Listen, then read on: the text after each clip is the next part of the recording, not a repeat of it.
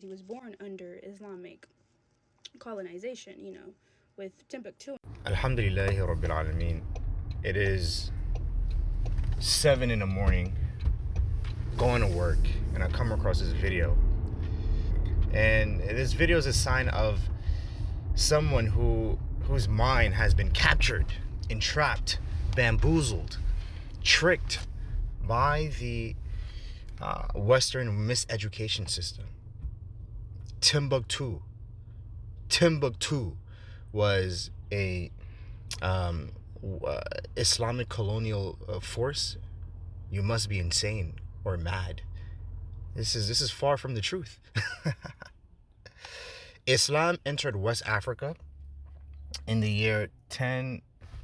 One of my students. Salam alaikum. I'll see you later, alright? I'll see you soon. Alhamdulillah. So this is to show you that I'm from West Africa, alhamdulillah. So I know what I'm talking about. It's one of my students. She loves education. But Islam entered West Africa during the Wagadu Empire or the Ghana Empire, specifically in the region or the kingdom of Takrur, alhamdulillah, which is the western part of the Ghanaian Empire, right? Or the Ghana Empire, excuse me. And the first king to become Muslim, the first king to accept Islam. Islam was already in the kingdom because traders were becoming Muslim, etc. But the first king to accept Islam, not through colonialism, but through just belief, he believed in it, was Warjabi. And then his son, Lebi ibn Warjabi, took after him. But Warjabi became Muslim, and when he became Muslim, the whole government became Muslim, meaning that he imposed the Sharia upon the government. Alhamdulillah. Just like when the Roman Emperor became Christian, and then the government became Christian, and everybody became Christian, right? Alhamdulillah. So this is what happened. It was not through colonialism. After the Ghana Empire eventually fell, the Mali Empire came into power, and they were Muslims, right? And that's where you have the city of Jannah, you have the city of Timbuktu, you have the story of Masa, King Abu Bakr, the older brother of Mansa Musa, the King Musa. Abu Bakr, he traveled westward, right? The Atlantic Ocean. Did he make it to America? Allah knows best. I don't know. Some people say he did make it to America, but I don't know. My research hasn't gone that far.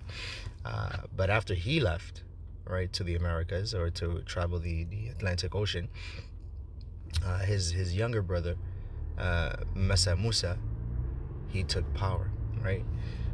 And Masa Musa was the king of the Mali Empire.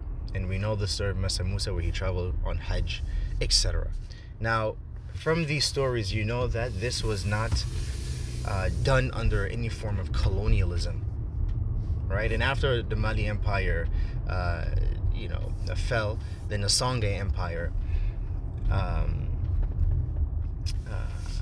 rose, alhamdulillah. But I don't know much about the Songhai Empire. I have to learn more about it, right?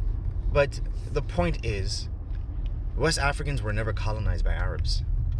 And I don't think you know what colonization even mean, or colonialism even mean. Colonialism or colonization is the subjugation of a people by another people forcefully in order to plunder and steal their resources. Now tell me, during the time of Timbuktu, when Mansa Musa, or the Mali Empire, when Mansa Musa was known throughout the world, or when Timbuktu or the Mali Empire was known throughout the world as the Empire of Gold, or the City of Gold, who was in power? Mansa Musa, right? And the other kings. Who were colonizing them? No one. When Mansa Musa was giving out gold until the value or the prices of gold went down. That's how much gold he gave in charity. Which colonial power was he under? None. When Masa Abu Bakr traveled to the Americas, or to the Atlantic Ocean, right, to discover the Americas, because they didn't know the Americas existed or not. Maybe they did. Allah knows best. Who was the one who, and this happened before 1492, by the way, right? Before Christopher Columbus. But which colonial force was Masa Abu Bakr under? When Warjabi accepted Islam, which colonial power was he under? In fact, Warjabi, he was fighting against the Ghana Empire. When his son that's my co-worker. Come on, my brother, chilling like Krillin. No, it's dumb cold today. Right, I know. I don't know why. I'll catch you soon. All right. Alhamdulillah, I'm seeing everybody today. Alhamdulillah, before I go to work. Actually, I'm running late. Hurry up and get out. But when where was I? Warajabi became Muslim. He was fighting. He was going against the Ghana Empire. Also, his son Lebi, alhamdulillah, continued the legacy of Islam of his father. You can research all of this. And he had military ties with the northern African kingdoms, to the point where he sent 12,000 soldiers, 12,000 soldiers to Andalusia, to Spain, to help the Muslims in Spain. Meaning that the northern Africans were relying upon him. Morning. Have a blessed day. It's one of the parents of my students.